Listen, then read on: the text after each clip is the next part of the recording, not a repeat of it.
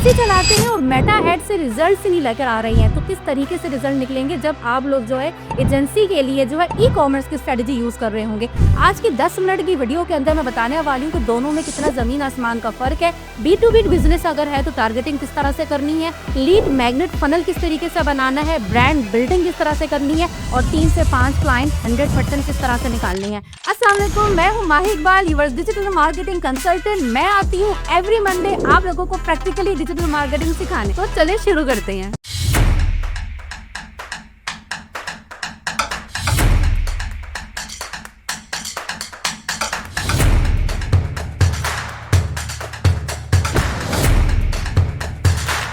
पहले तो ये समझे कि B2B और B2C जो है दोनों में जमीन आसमान का फर्क है। यहाँ पर B2C में आप डायरेक्ट जो है बात कर रहे हैं कस्टमर से, कस्टमर जो कि इमोशनली कन्वर्ट हो रहा है। यहाँ पर उसकी जो कॉस्ट होगी हाईली वो 500 से 5000 रुपए तक होगी और जो टाइमलाइन होगी वो उसी दिन जो है वो कन्वर्ट हो सकता है। जबकि B2B के अंदर जो है जो हमारी ऑडियंस है वो बिजनेस ओनर है, वो डिसीजन मेकर है जो कि कन्वर्ट होंगे लॉजिकली या ROI के बेस के ऊपर। वहाँ पर हम लोगों ने ये भी देखना होता है कि उनकी कॉस्ट जो है वो $500 से लेके $2000 तक भी हो सकती है और इनकी टाइमलाइन जो है वो मिनिमम 30 डे टू 60 डेज तक जाती है, उसी टाइम सेम डे पे नहीं होते। तो दोनों की अगर ऑडियंस बिहेवियर वगैरह सब कुछ हम लोग देखें तो ज़मीन आसमान का फ़र्क है। तो यहाँ पर हम लोगों को एजेंसी के लिए प्रॉपर पहले ट्रस्ट बिल्ड करना पड़ता है। ई कॉमर्स ब्रांड की तरह जो है हम यहाँ पे ब्रॉड टारगेटिंग के पे नहीं जा सकते। B2B के लिए हमें प्रॉपर टारगेटिंग करना पड़ती है। लेट्स एग्जांपल मैं आपको देती हूँ यहाँ पे कि जिस तरह अगर हम लोग लोकेशन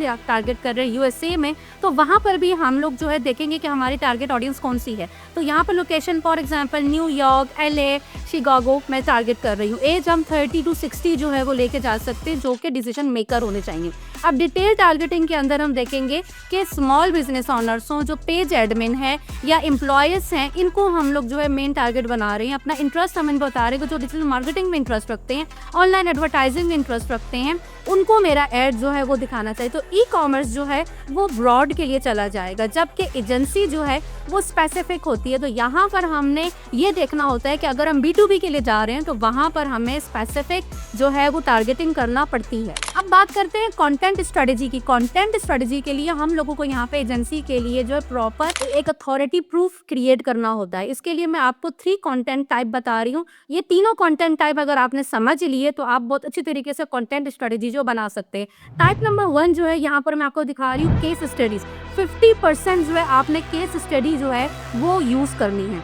इसमें हम कैरोसेल फॉर्मेट यूज कर सकते हैं। फॉर एग्जांपल यहाँ पर जो है आप लिख सकते हैं कि how we help client grow 2000% या 200%। ठीक है, अब 5 कार्ड्स आपने बना लिए, लाइक बिफोर एंड आफ्टर का बना लिया, स्ट्रेटजी का बना लिया, रिजल्ट्स का बना लिया, टेस्टिमोनियल्स का बना लिया और ऑफर का बना लिया। इस तरह के आप 4-5 कार्ड बना लें। अब 50% जो है आपने इसी तरीके के जो है एडवर्टाइजिंग कार्ड कंटेंट जो है वो बनाना है। टाइप 2 हमारे पास आ जाता है एजुकेशनल। 30% कंटेंट जो है आपका एजुकेशनल बेस होना चाहिए, जहां पर आप बता रहे हो कि 3 Meta ads mistake is equal to आप 10 की वेस्ट। मतलब आप यहाँ पे बता रहे हो कि भाई अगर आप ये वाली गलतियाँ कर रहे हो तो इसमें आप $10,000 जो है ना उसी तरीके से वेस्ट कर रहे हो। तो सीधी सीधी आप यहाँ पर जो है ना एक एग्जाम्पल दे सकते हो। ठीक है, और फिर हमारे पास आता है टाइप नंबर 3, जहाँ पर टेस्टिमोनियल्स आते हैं, जिसमें आपने तकरीबन 20% वीडियोस जो है या कंटेंट जो है आपने इसके ऊपर बनाना है, जहाँ पर आप लोग दिखा रहे हो कि अपने क्लाइंट के फीडबैक्स बता रहे हो, सेल्स दिखा रहे हो, जिससे आपका जो है एक ट्रस्ट बिल्ड हो रहा है। इससे आपकी ब्रांड बिल्डिंग भी हो रही है और आपका एक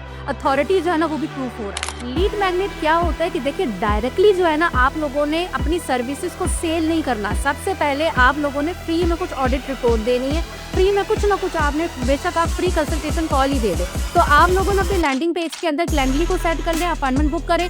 वहाँ पे जब क्लाइंट आता है उनको जो मिस्टेक्स हैं या जो प्रॉब्लम है उनके सोल्यूशंस बताएं, एक ट्रस्ट बिल्ड करें। जब वो ट्रस्ट बिल्ड होता है, फ्री में आप उनको ऑडिट रिपोर्ट बना के देते हैं या कंसल्टेशन देते हैं, एंड देन उसके बाद वो ऑटोमेटिक आपके ऊपर जब ट्रस्ट करेंगे तो वो आप उनको खुद वो आपको बोलेंगे कि भाई प्रपोजल भेजो। देन उसके बाद आप लोग जब प्रपोजल दें, बहुत सारे सुन क्या करते हैं मार्केटर्स क्या करते हैं, बस डायरेक्टली क्लाइंट आया टक करके प्रपोजल भेज दिया। ये वाली मिस्टेक नहीं करनी।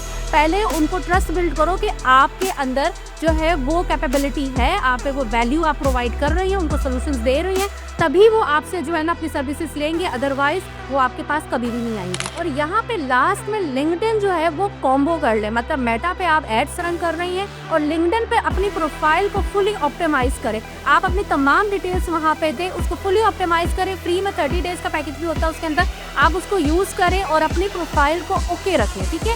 देन अब आप क्या होगा कि अगर कस्टमर को आ रहा है तो वो आपको मेटा पे भी देख रहा है, गूगल पे भी सर्च कर रहा है और लिंक्डइन पे भी वो आपको देख रहा है। तो इससे क्या होता है कि और मजीद ट्रस्ट जो है वो बिल्ड होता है और वहाँ पर आप अपने कनेक्शंस जो है ज़्यादा से ज़्यादा अपने बना सकते हैं। ऑलरेडी लिंक्डइन के ऊपर जो है वीडियो मैं बना चुकी हूँ, आप मेरे यूट्यूब चैनल पर जाएंगे तो वहाँ पर ये लिंक्डइन ऑप्टिमाइजेशन के ऊपर जो ना मेरी पूरी वीडियो मौजूद है, आप वो देख सकते हैं। तो आई होप आज की ट्रेनिंग के बाद जो है आपको समझ में आ गया होगा कि किस तरह से हम एजेंसी के लिए जो है वो एडवर्टाइजिंग कर सकते हैं और किस तरह का हमने फनल क्रिएट करना है। और अगर आप ये तमाम चीज़ें स्टेप बाय स्टेप लाइव सीखना चाहते हैं तो अभी कमेंट में लाइव करें, मेरी टीम आपसे डायरेक्ट कॉन्टैक्ट करेगी।